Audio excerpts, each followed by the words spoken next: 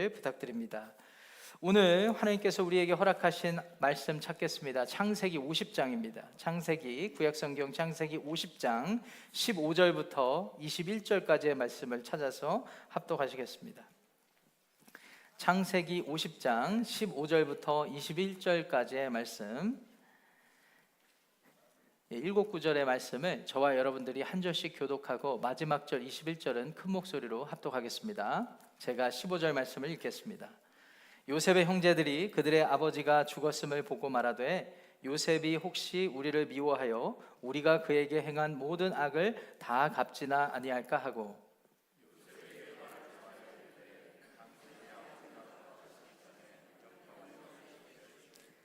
너희는 이같이 요셉에게 이르라. 네 형들이 네게 악을 행하였을지라도 이제 바라건대 그들의 허물과 죄를 용서하라 하셨나니 당신 아버지의 하나님의 종들인 우리 죄를 이제 용서하소서 하매 요셉이 그들이 그에게 하는 말을 들을 때에 울었더라.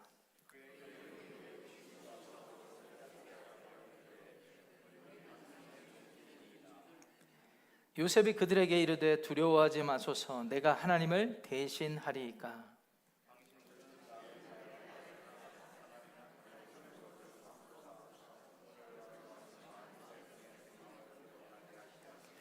21절 함께 읽겠습니다. 당신들은 두려워하지 마소서. 내가 당신들과 당신들의 자녀를 기르리이다 하고 그들을 간곡한 말로 위로하였더라. 아멘. 하나님의 말씀입니다. 오늘은 창세기 강의 마지막 주일로 삼도록 하겠습니다. 그래서 자기 부인만이 살 길입니다 라는 제목의 말씀을 증거하겠는데요, 혹시 오늘 예배에 참여한 자매님들이 오해하실까봐 자기 부인이라는 것은 my wife가 아니라 self denial이라는 것을 의미한다는 사실을 그렇게 분명히 설교 초두에 밝혀두고 시작하도록 하겠습니다. 그래서 주보에 보시면 자기 부인 해놓고 괄호 쳐놓고 뭐라고 돼 있죠? self denial입니다. 이 구절 가지고 또 남편들 이렇게 오해하시면 안 되겠습니다. 아시다시피 여러분들과 제가 사는 세상은 성경의 세계관대로 하면 타락하고 오염된 세상입니다. 하나님을 밀어내고 자기 자신이 그 자리에 앉게 되면서부터 죄가 시작되었습니다. 그렇습니다. 성경이 말하는 죄의 정의는 우리가 도덕적으로 윤리적으로 스스로 세워낸 기준에 못 미쳐서 생기는 상태가 아니라 하나님으로부터 벗어난 상태 그 자체를 죄라고 이야기하고 있습니다. 그래서 히브리 원어의 죄라는 단어와 헬라어 원어의 죄라는 단어 모두 그와 같은 의미를 담고 있죠. 궁수가 활에 시위를 당겨서 화살을 쏟는데 어떤 사람은 관역에서부터 멀리 벗어납니다.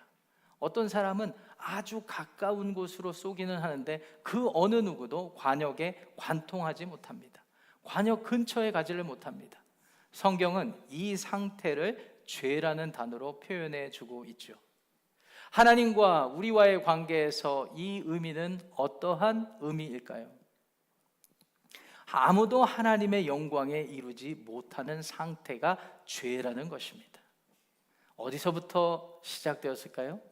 하나님께서 자신의 삶의 창조주 되어주셨는데 자신이 가진 자유로운 의지를 가지고 자신의 생각, 판단을 가지고 자신의 감정을 앞세워서 하나님을 밀어내고 내가 내 인생의 모든 판단자요, 감정의 주체요, 그리고 의지의 행동 주체자다라는 생각을 가지고 살아가게 되었기 때문에 우리는 죄의 상태에 머물게 된 것입니다.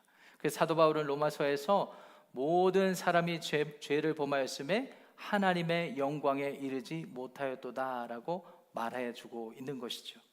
그래서 우리가 이 시대를 살면서도 경험하는 모든 타락하고 오염된 현실들이 거기서부터 비롯되었음을 분명히 기억해야 하는 것입니다. 사람이 서로 시기하고 질투하고 또 경쟁하고 다 자기 만족을 위하여 자기 성취를 위하여 살아가는 세상 아니겠습니까? 이와 같은 세상이라는 증거가 우리의 일상의 삶에서 여러 가지 증거로 나타나게 됩니다. 여러분 가만히 생각해 보시면 우리가 누군가에게 자신을 소개할 때 또 내가 누군가를 다른 사람에게 소개할 때 그 사람이 누구라고 소개할 때 제일 먼저 무엇을 생각하여 소개하게 되나요? 당신은 누구십니까? 라고 물으면 무엇보다 자기의 직업을 말하지 않습니까? 나는 이거 하는 사람입니다. 나는 의사입니다. 나는 교수입니다. 나는 비즈니스를 합니다. 이런 식으로 먼저 자신의 기능적인 존재를 앞세우지 않습니까? 이것이 잘못됐다고 말씀드리는 것이 아니라 우리가 사는 이 세상에 알게 모르게 우리는 무언가를 위해서 기능하며 사는 존재라는 것을 우리가 알 수 있는 것이죠. 알고 있는 것이죠. 그런데 이게 문제가 되는 것은 내가 내 중심적으로 무언가를 이루려고 하다 보니까 내가 속한 회사, 내가 속한 가정, 내가 속한 심지어 교회에서도 경쟁하고 다투고 시기하고 질투하고 이런 일들이 일어나고 있는 것을 알게 됩니다. 자기가 기능적으로 어떤 일을 해서 성취를 하면 이제부터는 과시하는 존재가 또 우리이기도 합니다. 그래서 자기 자신을 또 내세울 때는 자기 인격을 말해주고 설명하는 것이 아니라 자기 자신을 소개할 때 나는 어떤 차를 타고 다니는 사람이야. 나는 산호세에 사는 사람이야. 나는 4803 라고 비스타 서클에 사는 사람이야. 우리 집 주소입니다. 나는 실리콘밸리에 사는 사람이야. 자기의 과시를 하여도 자기가 이룬 성취의 결과를 가지고 소비적인 모습으로 자기를 나타내고 있는 것이 우리가 사는 삶의 현주소라고 할 수가 있습니다. 그렇습니다. 베드로 사도에 따르면 이와 같이 하나님으로부터 벗어난 존재로 이루어진 이 세상은 말 그대로 어그러져 버렸습니다. 하나님의 영광에서 한참 떠나버리게 되었습니다. 이와 같은 세상에서 서로 부딪히며 살면서 우리는 알게 모르게 상처를 입고 아픔을 경험하며 살아가게 되죠. 가족 안에서도 상처 주는 말을 하고 서로 아픔을 남겨줍니다.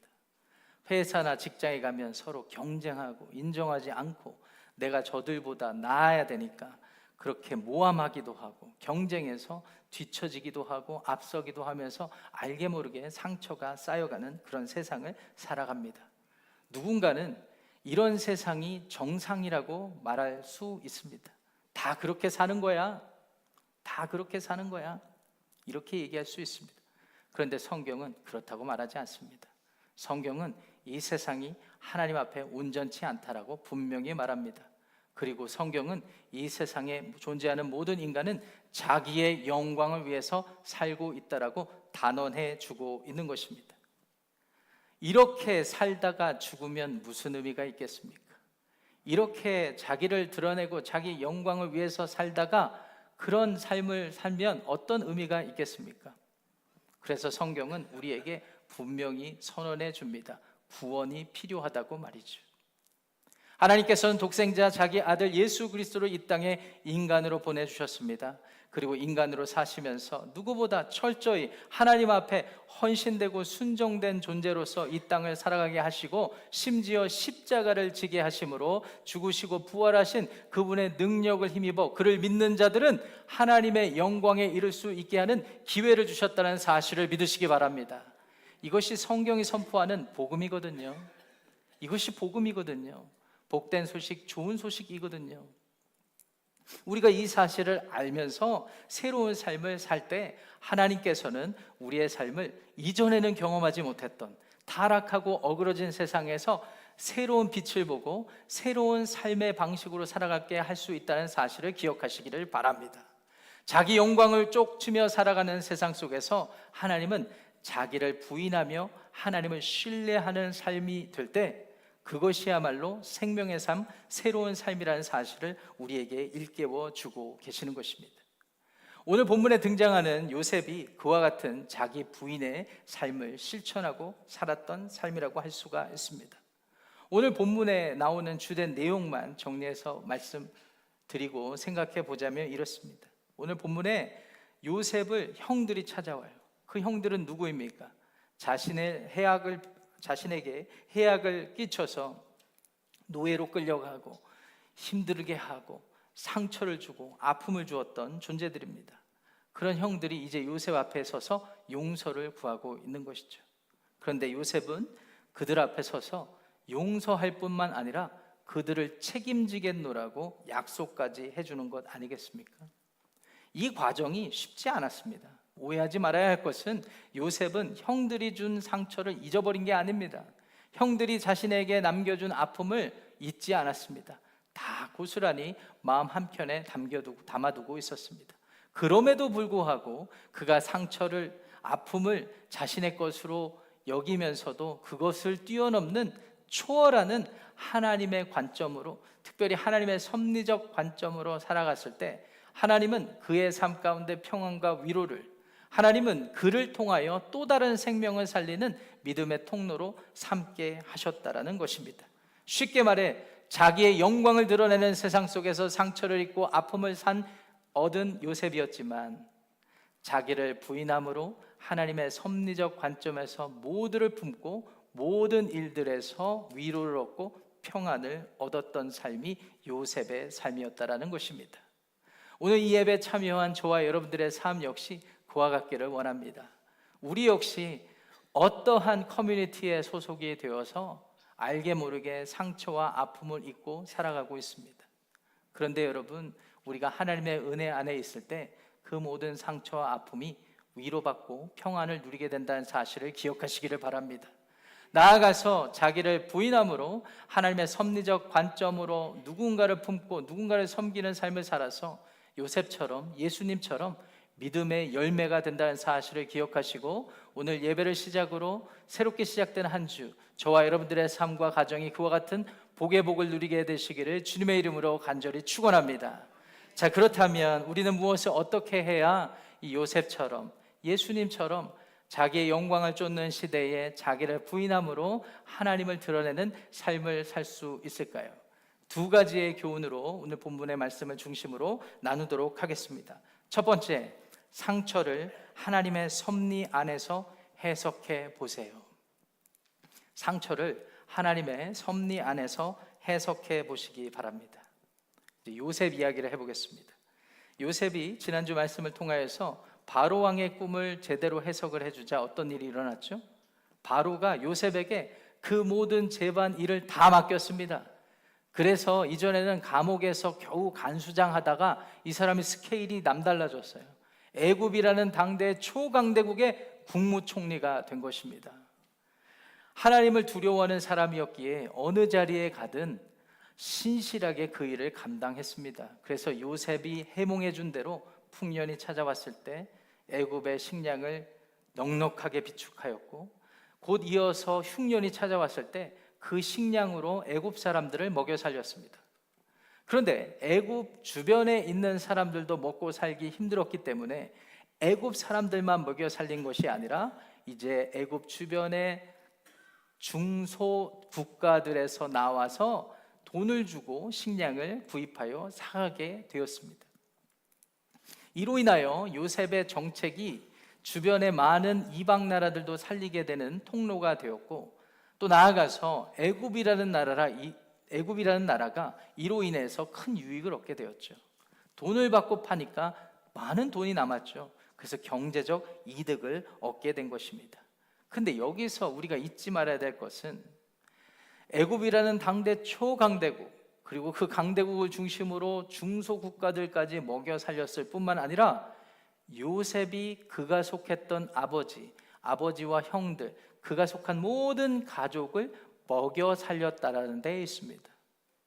멀리 살던 가나안 땅에 머무르던 아버지와 형들도 먹고 살 게 필요하자 이제 요셉을 찾아온 것이죠. 그들은 요셉이 거기 있을 거라고 생각조차 하지 못했습니다. 그냥 먹고 살아야 하니까 저 강대국 애굽에 가면 식량이 있다더라. 우리가 가진 돈을 탈탈 털어서라도 그곳에 가서 식량을 구해오자 해서 형들이 왔는데, 아니 글쎄 그곳에서 누구를 만날까요? 자신들이 해악을 끼쳤던 요셉을 만나게 된 것입니다. 이것이 요셉의 입장에서 보면 감동스러운 반전 스토리 아니면 무엇이겠습니까? 그래서 드림웍스라는 회사에서는 이 이야기를 기반으로 프린스 오브 이집트라는 아주 멋진 만화 애니메이션을 만들어 주기도 하였죠. 하나님을 믿지 않는 사람들도 이 감동적인 드라마 같은 이야기를 듣고 감동을 얻게 되었습니다.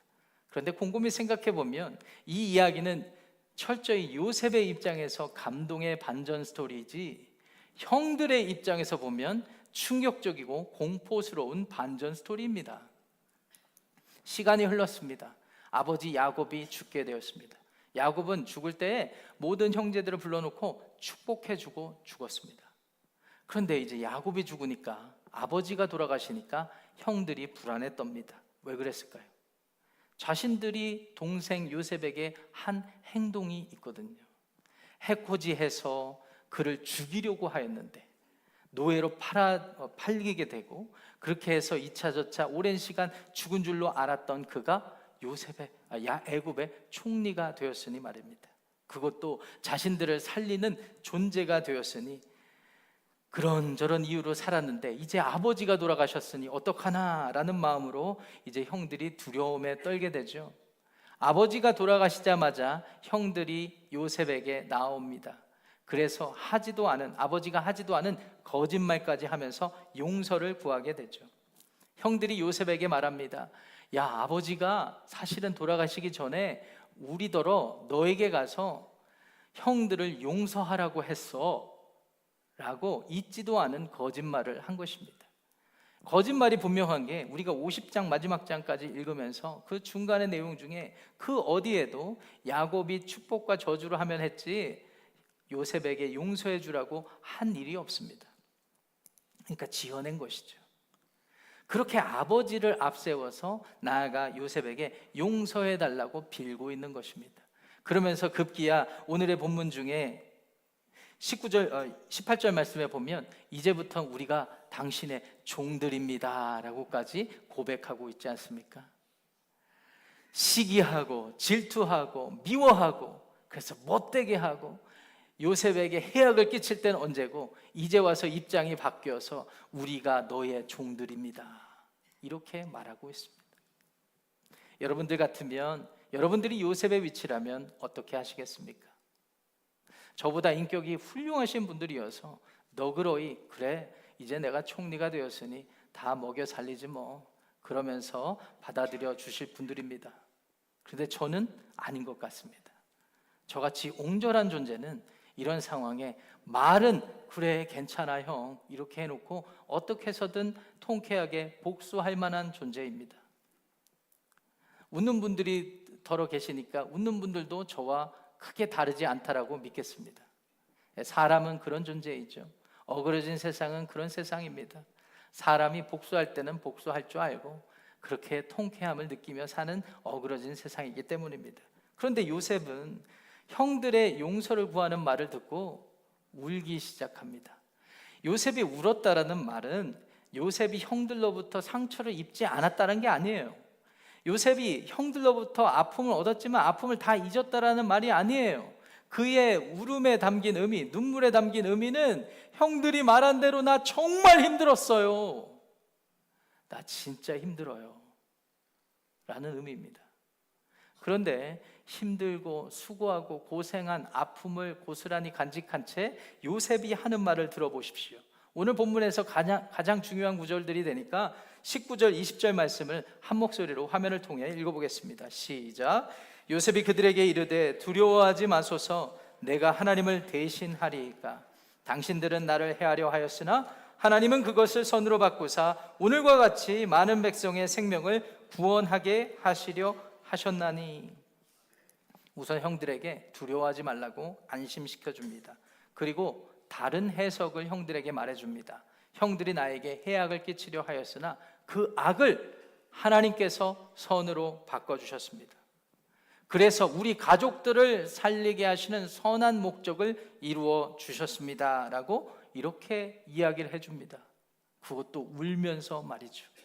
너무 힘들었다라고 절규하면서 형들에게 그럼에도 불구하고 하나님이 악을 선으로 바꿔주셨습니다 라고 이야기해주고 있는 것입니다. 우리가 보통 초월한다라고 이야기할 때에는 우리가 가지고 있는 한계나 수준을 뛰어넘어서 어떤 조건이나 영향에 받지 않는 상태를 초월했다라고 이야기하지 않습니까? 지금 요셉은 상처를 깊이 입고 아파하면서도 그것을 초월한 삶의 태도를 보여주고 있는 것입니다. 두려워하지 말라고 말하면서 모든 것을 초월한 모습을 보여주었던 비결, 이 요셉의 비결은 어디에 있을까요? 그것은 모든 판단과 생각의 기준을 내려놓고 한마디로 자기를 부인하고 하나님의 섭리적 관점에서 자신이 처한 관계, 자신이 경험한 일들을 해석했기 때문입니다. 그거 외에는 다른 비결이 없습니다. 자신의 삶에 주도하시고 주관하시는 분이 하나님이시라는 신앙 때문에 비록 상처 때문에 여전히 아프고 힘든 것은 사실이지만 그것을 초월하여 새로운 관점으로 누군가에게 자신의 삶을 소개해 주게 되었던 것입니다. 지난 주일 우리는 요셉이 바로왕 앞에 나아가서 초강대국 애굽을 이룬 바로에게 감히 하나님의 관점으로 세상을 소개하는 그런 내용에 대해서 살펴보았습니다. 하나님에 대해서 바르게 이해하고 그리고 하나님이 하신 일들을 기억하는 것에서부터 하나님의 관점으로 사는 삶이 시작되었다라고 말씀을 드렸는데, 이것이 거시적으로 보았을 때는 우리의 세계관, 이 세상을 바라보시는 세계관이 바르게 정립되는 중요한 관점이 되기도 하지만 우리의 개인적인 삶, 미시적인 관점에서 들여다보면 우리의 삶 가운데 일어나는, 일상에서 일어나는 크고 작은 모든 일들 가운데에서도 하나님께서는 주도적으로 관여하고 계시다는 그런 믿음의 표현이 되는 것입니다. 그래서 개인의 삶 가운데서도 하나님의 관점으로 사는 삶의 태도가 필요한데, 그것이 바로 하나님의 섭리적 관점이 되는 것입니다. 그 하나님의 섭리적 관점을 얻기 위해서는 먼저 해결해야 되는 것이 있는데, 그것이 무엇일까요? 자기를 부인하는 것입니다. 자기가 판단하고 생각하는 기준이 있는데 그 기준 때문에 하나님이 하신 일을 발견하지 못해요. 그 판단과 기준 때문에 내가 상처받았다고, 더 많이 상처받았다고 아파할 수밖에 없어요. 그래서 헤어나올 수가 없어요. 그런데 그 판단과 생각의 기준을 잠시 내려놓고 자기를 부인하고, 하나님이 내 삶의 창조주이시요 주인이신데 내 삶에 왜 이런 일을 주셨을까? 내 삶에 어떠한 역할을 하셨을까? 그리고 오늘까지 인도하신 하나님을 돌아보며 하나님은 이렇게 인도해 주셨구나, 이런 깨달음으로 살아가는 것, 그것이 자기를 부인하고 하나님의 영광을 드러내는 삶이라는 사실을 기억하시기 바랍니다. 이런 관점에서 요셉은 어떠한 마음으로 살아갔을지 묵상해 보았어요. 요셉이 형들에게 아픔을 당하고 상처를 당해서 구덩이에 빠졌을 때 요셉은 참 힘들었습니다. 그런데 때마침 지나가던 상인들에게 건짐을 받아서 노예로 팔려가게 됐지 않았습니까? 아버지가 지어주는 색동옷을 입고 좋은 차를 타고 다니며 명품 옷을 입고 잘 살다가 노예로 전락했을 때 요셉의 마음이 어떠했을까요? 그런데 하나님의 섭리적 관점에서 보니까 구덩이에서 죽지 않은 것이 감사한 일이구나, 이런 생각을 할 수 있게 되었습니다. 노예로 끌려간 보디발의 집에서 신임을 받아서 여러 가지 일들을 하는데 또 억울한 일을 당하죠. 보디발의 아내가 유혹하는 것입니다. 유혹을 당연히 이겨냈는데 그로 인해서 또 억울한 일을 당하여 감옥에 갇히게 되죠. 간수장에게 인정을 받아서 영향력을 끼치는 사람이 되었습니다. 감사한 일이죠. 그런데 술 맡은 관원장의 꿈을 해몽해 주었는데 술 맡은 관원장이 자신을 신원해 주기로 해놓고 아예 잊혀진 존재가 되었습니다. 절망했을 것입니다. 그럼에도 그는 신실한 삶을 살았습니다. 때가 되어서 애굽의 왕 바로의 꿈을 해몽해 주게 되었으니 기가 막힌 타이밍이 아니면 어떠한 타이밍이란 말입니까? 하나님께서 이때를 준비해 주셨구나라는 생각을 얻게 되었습니다.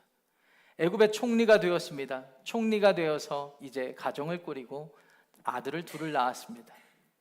지난주에 제가 설교 중에 저에게는 없는 두 아들이 있다라고 말씀을 드리니까 저에게 어떤 몇몇 분들이 오셔서 목사님 참 아쉽죠. 아쉬울 거 하나도 없습니다. 오해하지 마시기 바랍니다. 저는 하나님의 섭리를 믿기 때문입니다. 아들 같은 사위를 얻어 잘 먹고 잘 살겠습니다. 할렐루야. 믿음입니다. 예. 오해하지 마시기 바랍니다. 두 아들을 얻었어요. 그래서 그 아들의 이름을 지어주는데 아들의 이름의 이 의미를 생각할 때 그의 신앙의 태도가 드러나게 되었죠. 내가 이런 상처를 입고 아픔을 얻으며 수고하며 살았지만 하나님께서 내 모든 수고를 잊어버리게 하셨다라는 의미의 므낫세라는 이름을 지어주었습니다. 시간이 흘러 둘째 아들이 태어났습니다. 둘째 아들의 이름을 지을 때 그 의미를 하나님께서 내가 수고하고 고생한 땅에서 번성케 하셨다라는 의미의 에브라임이라는 이름을 지어주게 된 것입니다. 요셉이 아들들의 이름을 지은 것을 보면 하나님의 섭리를 충분히 깨달았고 이해한 사람이라는 것을 알게 되었습니다. 무엇보다도 총리로 지내면서 흉년이 찾아왔을 때 모든 나라 민족들이 요셉 앞에 머리를 조아리고 조공을 바치고 식량을 구해갈 때, 그 틈에 형들도 있었을 때, 그리고 그 형들이 자신을 알아보지 못하고 자신에게 절했을 때 요셉은 가장 먼저 무엇을 생각했을까요? 꽤 오래전에 아버지와 잘 먹고 잘 살 때 꿈을 꾸었는데 형들이 벤 곡식단이 자신이 벤 곡식단에 절하는 모습을 먼저 생각했을 것입니다. 아하, 하나님이 이때를 위해서 나에게 이런 시련과 연단을 감당케 하셨구나 라는 생각을 먼저 했을 것입니다. 그것이 분명한 것이 우리가 읽지 않았지만 창세기 45장 5절에 가시면 요셉이 형들에게 이런 이야기를 해줍니다. 하나님이 생명을 구하시려고 나를 당신들보다 먼저 애굽 땅에 보내셨습니다. 이렇게 말할 수 있는 사람은 자기의 판단과 생각의 기준을 내려놓은 사람입니다. 이렇게 말할 수 있는 사람은 자신의 생각을 뒤로 하고 자기를 부인하고 하나님의 섭리를 인정한 사람입니다. 요셉은 결코 상처를 쉽게 여기지 않았습니다. 부정하지도 않았습니다. 너무나 아파서 울기까지 했습니다. 그러면서도 그는 마음의 중심에 잊지 않았습니다. 하나님께서 자신의 삶의 주관자가 되신다고 말이죠. 오늘 이 예배 참여한 모든 분들의 삶의 형편을 제가 속속들이 알지 못합니다. 그러나 분명히 아는 것은 알게 모르게 누구나 이 세상을 살아가면서 상처와 아픔을 간직하고 그것이 쌓여가는 세상, 그런 삶을 산다고 저는 그렇게 믿습니다. 그럼에도 불구하고 오늘 말씀을 의지하여 여러분들을 위로하고 축복하기 원하는 것은 여러분들의 판단과 생각을 잠시 뒤로 하고 여러분들의 삶의 주인 되시는 그 하나님의 섭리적인 관점으로 모든 일을 해석해 보시기를 주님의 이름으로 권면합니다. 어떤 분들은 목사님이 뭘 알아, 어떤 분들은 나한테 강요하지 마세요, 어떤 분들은 제가 이렇게 드리는 말씀이 참으로 폭력적이다라고 느끼실 수 있습니다. 지금 현재 받는 내 시련과 상처가 너무나 크기 때문이죠. 죄송한 말씀 먼저 드리겠습니다. 그럼에도 불구하고 목회자로서 여러분들에게 분명히 진리를 가르쳐드리고 싶은 마음에 한 가지 증거만 제시하는 것으로 여러분들에게 권면드리고 싶습니다. 예수 그리스도의 십자가 사건을 기억하시기 바랍니다. 이것이 제가 드릴 수 있는 유일한 증거의 말씀입니다. 하나님이 우리를 얼마나 사랑하셨는지 자신의 독생자를 이 땅에 보내셨다라고 되어 있습니다. 빌립보서 말씀 보니까 하나님과 동등된 본체이신 분이 자기를 비우시고 자기를 부인하시고 이 땅에 인간으로 오셨던 것입니다. 그분이 인간으로 오셔서 많은 사람들이 기대했습니다. 메시아이시라고 기대했습니다. 그런데 너무나 무기력하게 십자가에서 죽지 않았습니까? 실망하고 또 분노한 사람들이 십자가를 같이 찾아가서 십자가 예수님을 같이 못 박기까지 했습니다. 그런데 기적이 일어났습니다. 십자가에서 사흘 만에 부활하셨습니다. 할렐루야!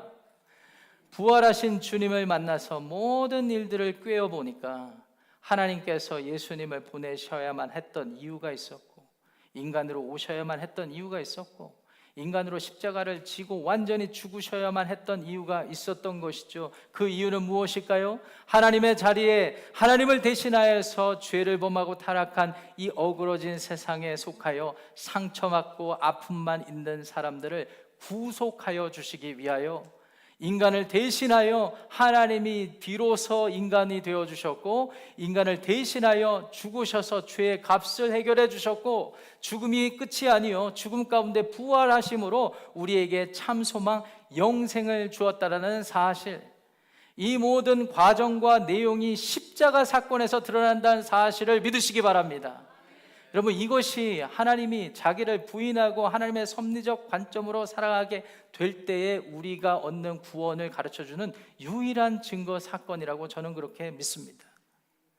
어떠한 상처가 있든지 오늘 잠깐 생각을 뒤로 하고 하나님의 섭리적 관점으로 해석하시는 저와 여러분들의 삶이 되시기를 주님의 이름으로 축원합니다. 자, 둘째로 우리가 자기를 부인함으로 구원의 삶을 누리기 위해서 우리는 모든 일의 심판을 하나님께 맡기세요. 모든 일의 판단과 심판을 하나님께 맡겨야 하는 것입니다. 아까 읽으셨다시피 19절 말씀에 용서를 구하는 형들에게 요셉이 해주었던 첫 번째 마디가 있어요. 두려워하지 마세요 라고 말해주면서 그가 했던 말이 있습니다. 그것이 무엇일까요? 내가 하나님을 대신하리이까. 이 말의 의미는 내가 감히 하나님의 자리에 앉겠습니까? 라는 의미입니다. 내가 감히 하나님의 자리에 앉겠습니까? 여러분, 우리가 자신에게 상처를 준 요셉을 생각할 때 요셉은 결코 상처를 상처가 아니라고 말한 적이 없어요. 부인한 적이 없어요. 그 아픔을 가지고 형들 앞에서 자신도 울고 있습니다. 아팠다라는 것이죠. 상처가 상처라고 인정했다라는 의미가 되는 것이죠. 그런데 아파하고 힘들어하면서도 결코 그는 판단과 심판의 자리에 앉으려 하지 않았습니다. 이것이 핵심입니다. 자기 부인의 핵심입니다. 하나님만이 완전하시고 온전하신 분이시기에 모든 일을 바르게 판단하시는 분이시고 하나님이 전능하신 분이시기 때문에 내 억울함도 아시는 분이시고 그래서 내 삶을 신원해 주시는 유일한 분이 하나님이 되시기 때문에 내가 감히 어떻게 그 자리에 앉겠습니까? 만약 요셉이 하나님을 대신하기로 작정했다면 어쩌면 요셉의 총리가 되지 못했을 뿐 아니라 총리가 된 상태에서도 형들에게 개별적으로 복수했을 것입니다. 스스로 판단자가 되어서 심판자가 되어서 아주 악랄하게 복수했을 것입니다. 그런데 요셉은 오늘 21절 말씀을 보니까 자신이 개인적인 차원에서 용서했을 뿐만 아니라 그 형들을 품어서 그 형들을 먹여 살리기까지 합니다. 21절 말씀 보시면 제차 요셉이 두려워하지 말라고 말하면서 내가 당신들과 당신들의 자녀를 기르겠습니다 라고 하고 성경 기자는 이것을 간곡한 말로 뭐 했다고 하고 있죠? 위로하였더라. 요셉은요 철저히 자기를 부인하여서 자기가 하나님과의 바른 관계를 세웠을 뿐만 아니라 나아가서 그 관계를 통하여 누군가를 구원하고 누군가에게 생명을 주고 사람을 세우는 그런 사명을 따라 살았던 것입니다. 성경이 증언하는 인간의 타락의 핵심은 하나님의 자리에 앉는 것이라고 말씀을 드렸습니다. 거기서부터 문제가 시작됐어요. 부부간에 갈등하는 이유도, 자녀들과 갈등하는 이유도, 직장에서 경쟁하고 다투는 이유도, 나라와 민족이 서로 분쟁하고 전쟁하는 이유도 다 여기에 있는 것입니다. 스스로 판단자가 되고 심판자가 되어버렸기 때문이죠. 그렇기 때문에 자기 성취를 위해 살고 자기를 과시하며 자기의 영광을 살다가 다 죽음을 당하게 되지 않았겠습니까? 누군가는 이러한 현실 세계 속에서 하나님의 구원의 빛을 비추어야 되지 않겠습니까? 부활의 첫 열매 되신 예수님께서 인간이 되신 이유가 여기에 있는 것이죠. 인간들을 자신의 죽음으로 대속하기 위함 뿐만 아니라 인간이라면, 하나님의 피조물이라면 마땅히 살아야 하는 삶의 본보기를 우리에게 보여주신 것이죠. 누가 시키지 않았습니다. 강요하지 않았습니다. 먼저 자원하였습니다. 자기를 비우기까지 낮아지셨습니다. 그리고 십자가에 자기 발로 달지시고 죽으시고 부활하신 것입니다. 그리고 부활하신 예수님께서 우리 모두에게 말씀해 주십니다. 누구든지 나를 따르려거든 자기를 부인하고 제 십자가를 지고 나를 따를 것이니라. 여기에 각주를 달자면 그렇게 사는 삶이 바른 삶이야, 그것이 의로운 삶이야 라고 우리의 삶을 완전히 회복시켜 주신 것입니다.